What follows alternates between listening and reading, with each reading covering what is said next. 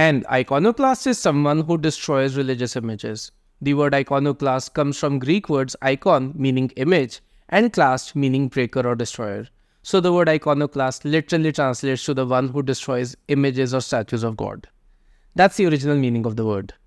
In modern context, however, an iconoclast is someone who challenges traditional beliefs and practices. It is used to describe anyone who goes against accepted norms and conventions of society.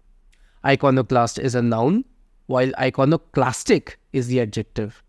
Let's have some examples here.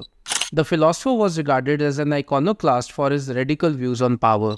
As an iconoclast, he often challenges the status quo in academic discussions. Her iconoclastic ideas were controversial but led to significant changes in policy. The iconoclastic artist refused to adhere to any traditional style. To summarize, an iconoclast originally referred to someone who destroys religious images. Over time, the meaning has broadened to describe anyone who challenges traditional beliefs or practices, rejecting the established norms and conventions in society. Iconoclast is a noun, while iconoclastic serves as the adjective.